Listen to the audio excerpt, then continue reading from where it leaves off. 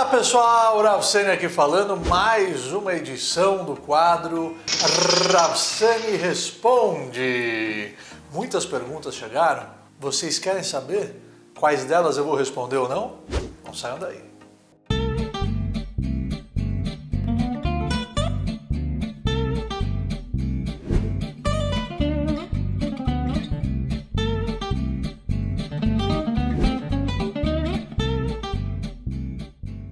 Vamos lá pessoal, temos muitas perguntas que vocês enviaram pelo direct do Instagram e muitas delas serão respondidas agora, parte delas serão respondidas na próxima edição. Vamos para a primeira pergunta, olha só, como lidar com a ansiedade? Tomei medicação, mas tenho que voltar à terapia? Essa é a pergunta do André Nunes, _Souza. Então veja bem, querido, primeiramente você precisa de um acompanhamento de um profissional. Você precisa continuar frequentando as suas sessões de terapia. O Rei Salomão ele escreve DH, Belev Ish, e esse Rena. As preocupações no coração de um ser humano devem ser colocadas para fora.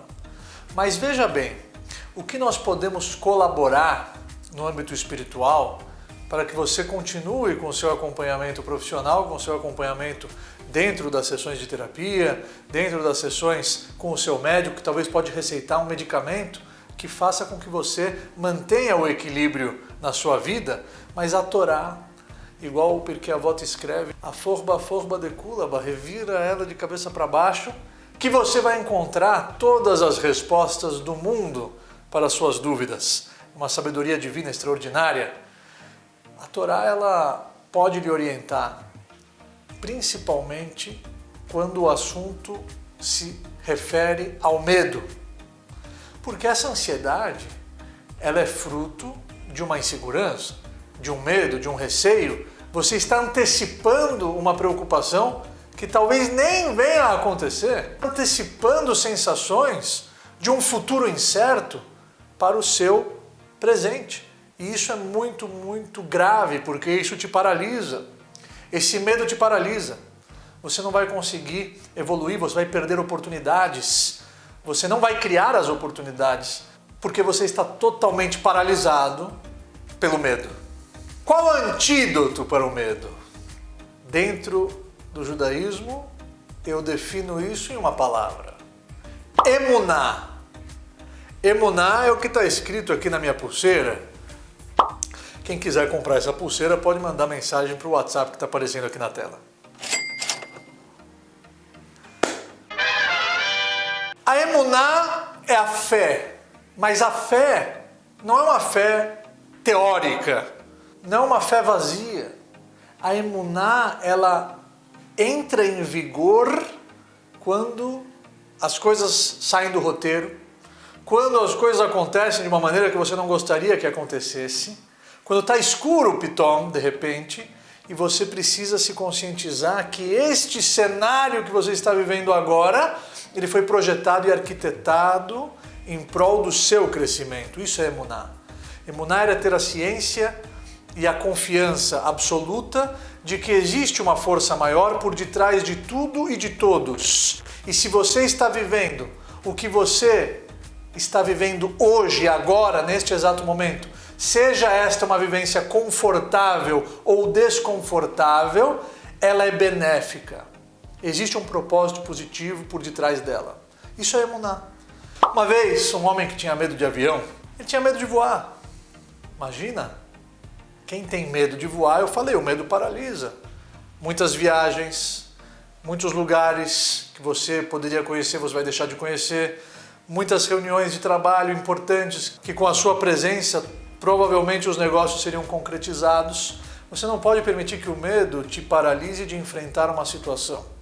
Você tem que prosseguir apesar do medo. E este homem entendeu isso. E ele embarcou na aeronave. Ele embarcou no seu primeiro voo. Apesar do medo, com frio na barriga, o avião decolou. Quando o avião atinge a altitude de 10 mil pés, o comandante normalmente permite que os passageiros desafivelem os cintos. Mas o sinal de cinto afivelado continuava aceso. Isso gerou uma preocupação no coração do nosso amigo. porque o cinto não pode ser desatado, já estamos a 10 mil pés de altitude. Logo a explicação veio da cabine de comando, o comandante explicou: senhoras e senhores passageiros, permaneçam sentados com os cintos afivelados, pois estaremos enfrentando uma área de turbulência. Turbulência! O avião treme na turbulência. O avião está atravessando as nuvens e essa área de turbulência gera uma instabilidade. O vento faz com que o avião chacoalhe, vai para cima, vai para baixo, treme. Imagine o nosso amigo, primeira viagem dele de avião, ele estava apavorado, ele olha para o lado, ele vê uma criança. A criança com o pirulito, tranquila, olhando para a janela, faz um desenho, adormece. Estava dando a mínima para a turbulência. Ele ficou impressionado. Puxa, que criança corajosa. A turbulência termina e ele finalmente, ansioso para desatar o cinto, ir no banheiro, lavar o rosto, se acalmar. O serviço de bordo nem começou ainda, quando o comandante se direciona novamente aos passageiros, diretamente da cabine de comando: senhoras e senhores passageiros, permaneçam sentados com os cintos afivelados, pois estaremos enfrentando uma tempestade de raios. Tempestade de raios. E a chuva começa, e o barulho dos trovões. E o rapaz desesperado, aflito. Meu Deus, minha primeira viagem, que experiência é essa? Ele olha para o lado, a criança tranquila, com um sorriso, com uma paz, olha para o lado, continua lendo a sua revistinha, tira um cochilo, está dando a mínima tempestade de raios. Finalmente, depois de 40 minutos da decolagem, os cintos podem ser desatados, a luzinha de cintos afivelados ela apaga e o serviço de bordo se inicia e o nosso amigo finalmente respira. E a primeira coisa que ele quer fazer é parabenizar o menino. Parabenizar a criança corajosa. Ele vai até a criança e diz o seguinte: meus parabéns, eu fiquei com muito medo na turbulência, eu fiquei com muito medo na tempestade de raios. E você, um menino, uma criança corajosa, nem se preocupou. Eu fiquei observando, você estava totalmente tranquilo. Você não teve medo? E a criança respondeu: medo? Medo de quê? Meu pai é o piloto e ele está nos levando para casa. Essa foi a resposta do menino. Meu pai é o piloto e ele está nos levando para casa, ele prometeu. Vejam só a inocência da criança, a confiança e a segurança que o seu pai lhe passou antes do embarque, prometendo que ele levaria eles direto para casa. Essa mensagem, ela é muito válida para as nossas vidas. Quem é o piloto dessa aeronave, da nossa viagem nessa vida? O meu pai é o piloto, o nosso pai é o piloto e ele está nos levando para casa. Ele está te levando para o endereço que você embarcou nesta aeronave, já com a intenção de desembarcar neste endereço específico que está conectado à sua missão específica que você veio desempenhar e concretizar aqui na Terra. A emuná, a fé verdadeira, nos proporciona um ângulo de visão privilegiado em relação à realidade. A realidade ela é imutável, mas a maneira que a enxergamos depende do nível da nossa emuná, do nível da nossa confiança em Deus. E então, meu querido amigo, se você está com ansiedade, isso na verdade é uma disfunção, isso é um desequilíbrio.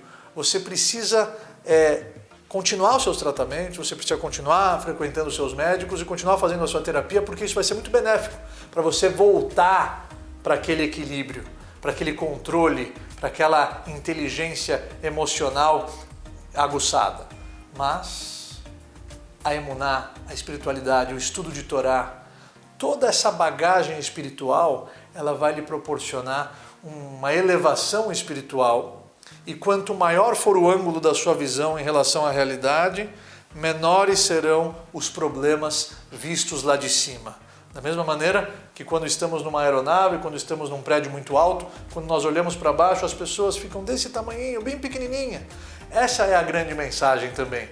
Quanto mais você se elevar, menores serão os pontos que lhe incomodam hoje. Se eles estão lhe incomodando hoje, é porque você está no mesmo nível que eles. Então, seja maior do que tudo isso. Você é muito maior do que tudo isso. Emuná, fé vivenciada. 3, 2, gravando. Pensa rápido, Yankele. Opa, quase. Tá com bom reflexo. Vai pra lá, vai. Próxima pergunta, seguidores mandando aqui pelo direct do Instagram. Olha só, tem pergunta relacionadas aos dinossauros, que eu vou dedicar um capítulo inteiro sobre a visão do judaísmo em relação aos dinossauros. Não dá tempo nesse vídeo, mas tem aqui uma pergunta de um seguidor que perguntou sobre o hebraico. Ele pergunta o seguinte, é o JF Purset. Rabino, todo judeu precisa ser fluente em hebraico? Olha, fluente... Atenção, atenção! Está passando na porta da sua casa o carro dos ovos. Temos cartela com 30 ovos por apenas R$10. Olha, fluente no hebraico moderno, não diria que seria uma necessidade, porque nós moramos no Brasil, tem judeus que moram nos Estados Unidos, tem judeus que moram na Europa, tem judeus que moram na África do Sul, tem judeus que moram na Rússia, tem judeus que moram na Argentina, na Austrália. O hebraico moderno, fluente, ele é vital para quem mora no Estado de Israel hoje. Mas o hebraico, o Lashon HaKodesh, né, esse idioma sagrado no qual Deus criou o universo, que a Torá ela foi entregue no hebraico original, o Lashon HaKodesh, os textos das escrituras sagradas só podem ser compreendidos no hebraico original.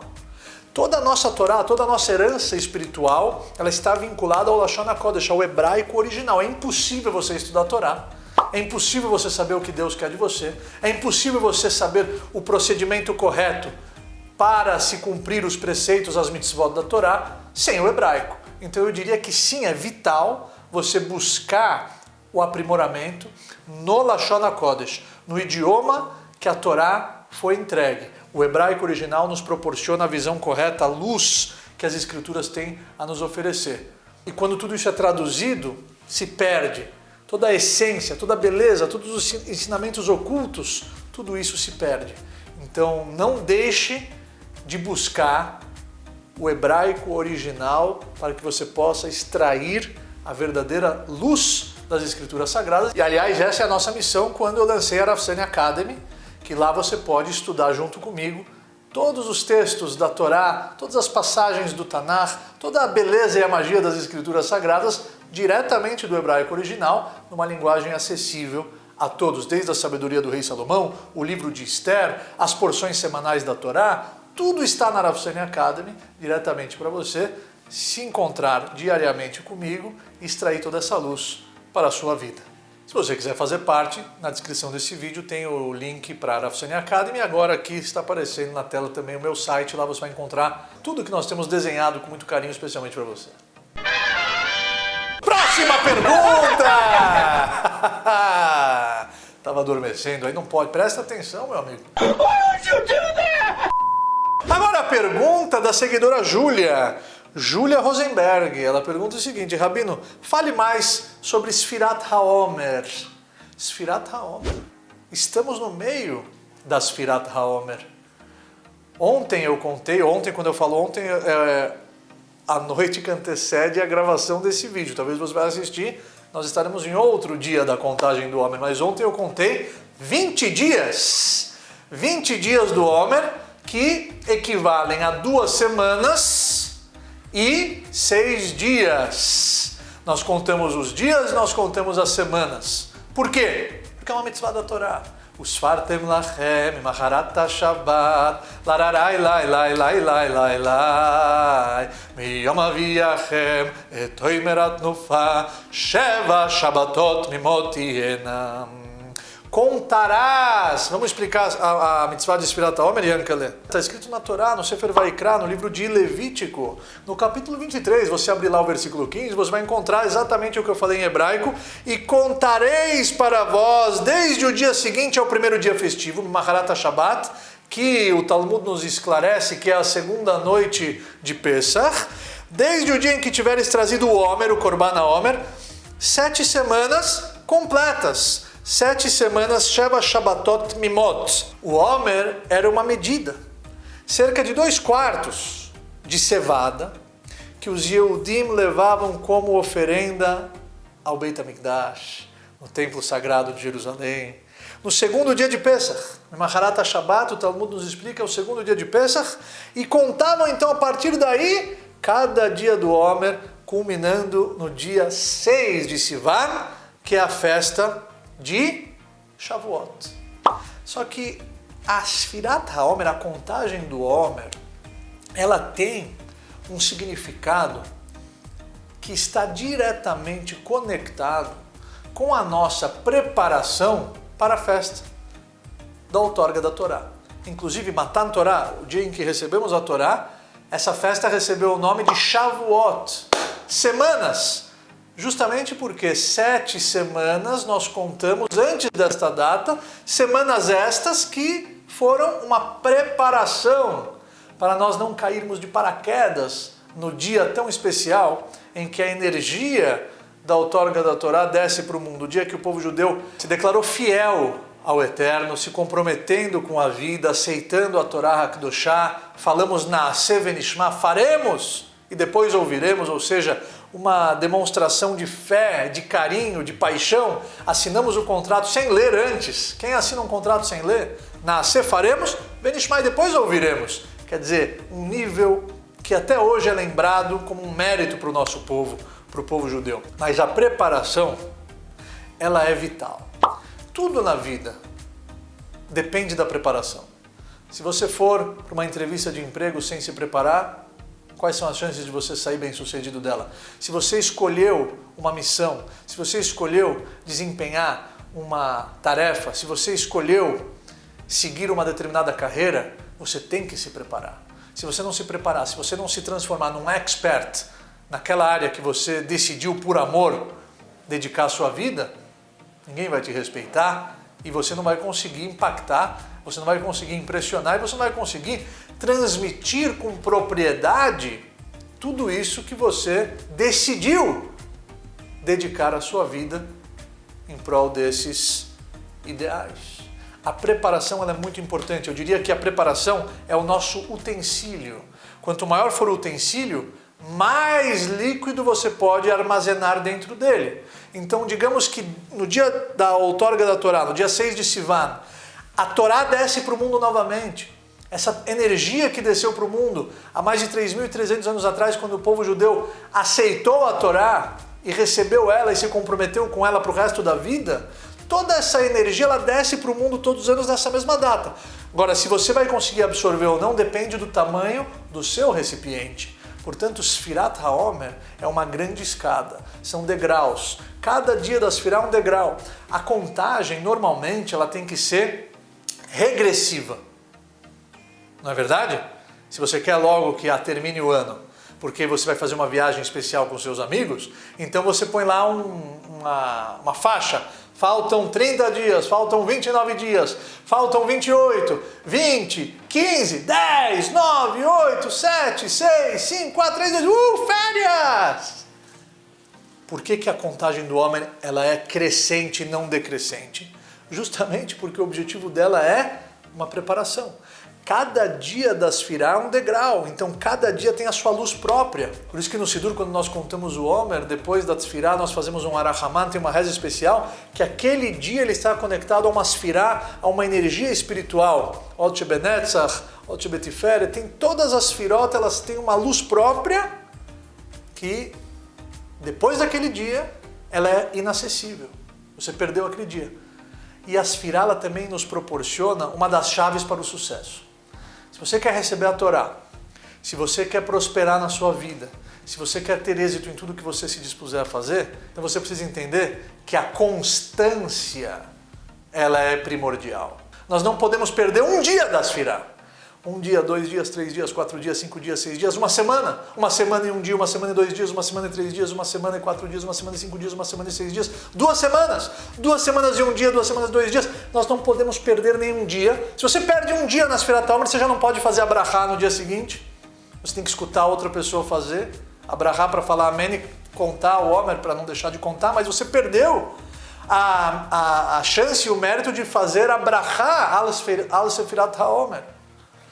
A constância e a disciplina, ela é uma chave poderosa rumo ao seu sucesso. Inclusive na Gemara, quando questionados, grandes sábios, por que eles receberam o presente celestial da vida longa, da longevidade, eles responderam, e a resposta deles está vinculada à constância, à disciplina. Eu jamais deixei de ser o primeiro a chegar na casa de estudo. Eu jamais deixei alguém sozinho na casa de estudo. Eu jamais tive uma conversa fútil na minha vida. Ou seja, todas as respostas estão vinculadas a uma constância. Nunca perdi um dia sem fazer aquilo. Então eles receberam o presente da longevidade. Inclusive Abraham Avinu, nosso patriarca, quando sua esposa Sará morreu, quando Sará faleceu, o que ele poderia falar dessa mulher no Esped, no discurso fúnebre? Tudo e mais um pouco da nossa matriarca Sará. Ele poderia falar coisas maravilhosas relacionadas à grandeza espiritual dela. Uma mulher que nunca questionou a providência divina, uma mulher que foi sequestrada 2 vezes, uma mulher que não podia ter filhos, ela era estéril até a idade de 90 anos, uma mulher que sempre estava lá presente ao lado do seu marido, fiel, dando força, dando apoio, uma mulher que disseminava o judaísmo para as mulheres assim como ele para os homens. Mas o que ele escolheu falar quando ela faleceu? O que ele escolheu falar? O que ele escolheu falar? O que ele escolheu falar? O que ele escolheu falar? O que ele escolheu falar? Que todos os anos de Sará foram bons. Não falou a maioria, ele não falou que ela teve bons anos, ele falou que Kulan Shavim Letová, todos os anos da vida de Sará Imenu foram bons. Ou seja, ela não deixou passar um dia em branco.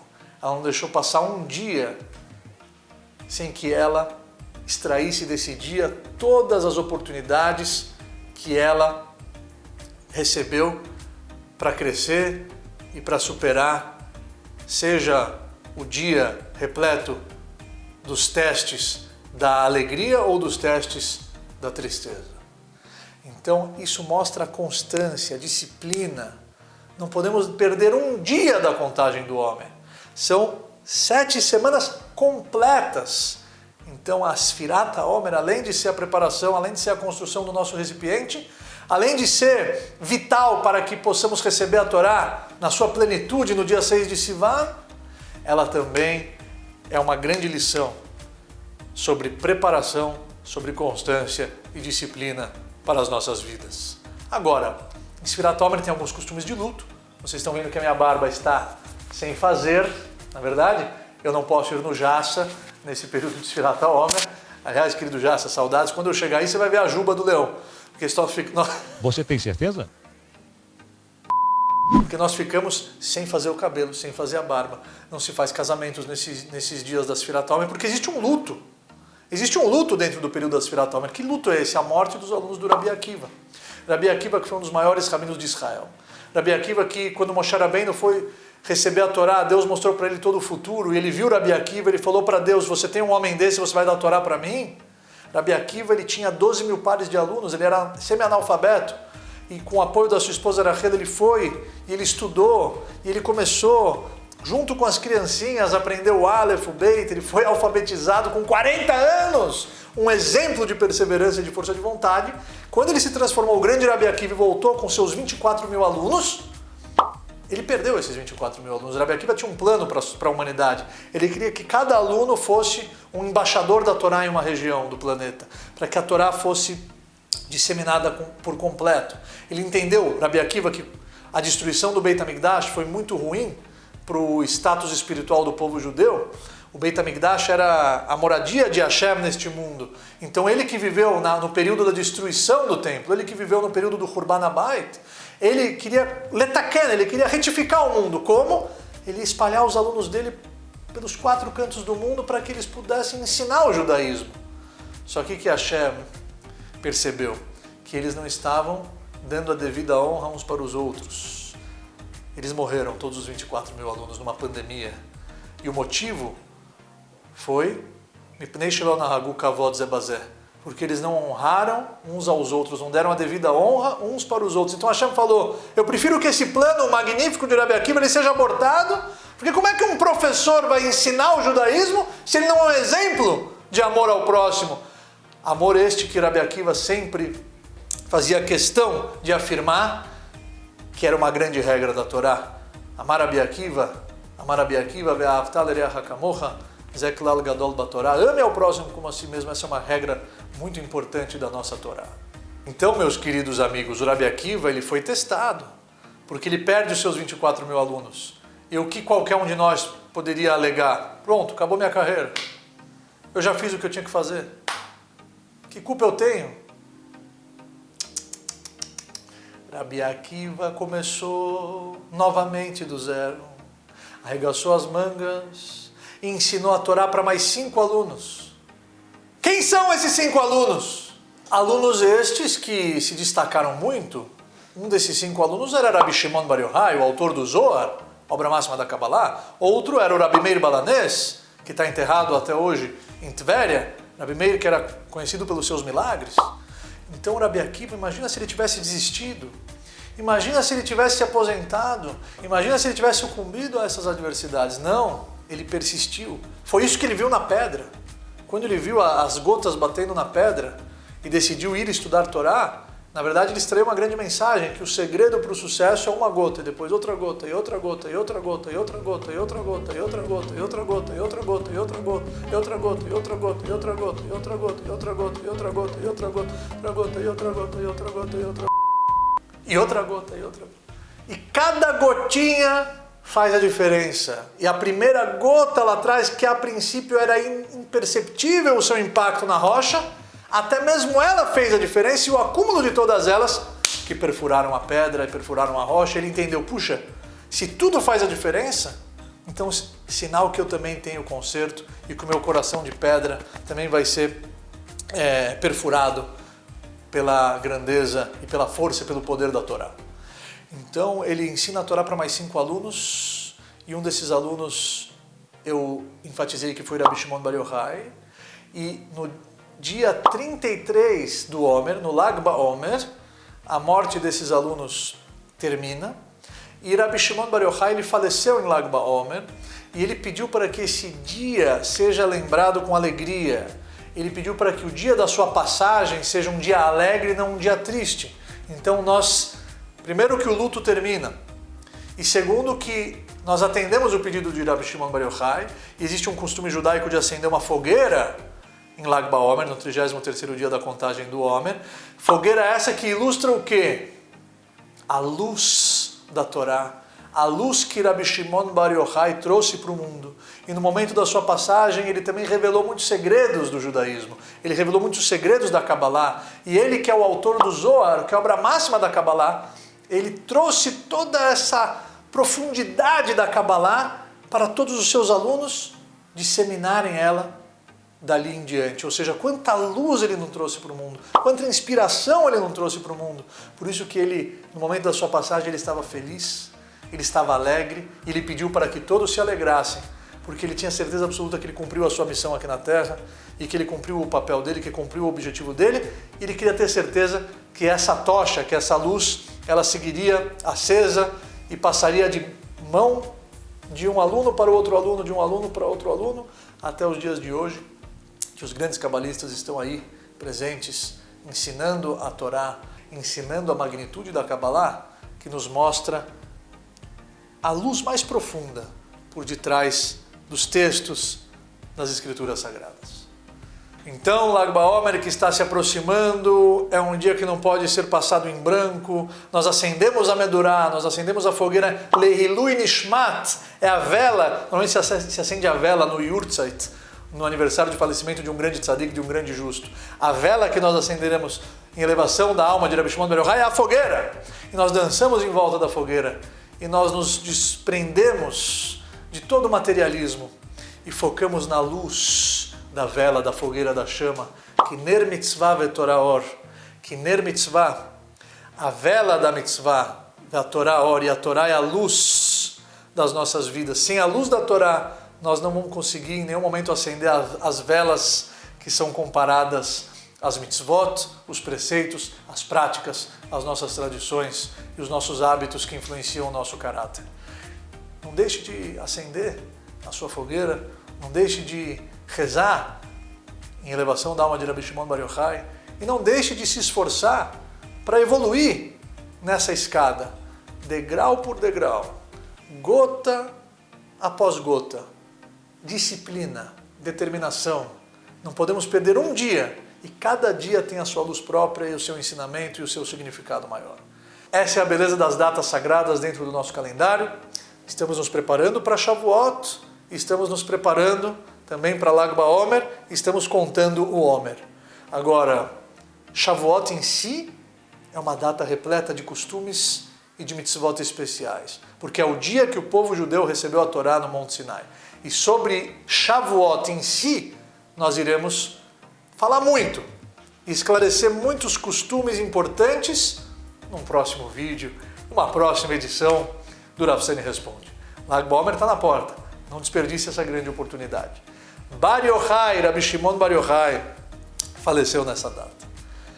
Bar Yochai, nimshachto ashrecha, shemen sason mechaverecha. Bar Yochai, nimshachto ashrecha, shemen sason mechaverecha. ויאמרתם כל לחי רבי שמעון בר יוחאי ויאמרתם כל לחי רבי שמעון צדיקאי ויאמרתם כל לחי רבי שמעון בר יוחאי ויאמרתם כל לחי רבי שמעון צדיקאי.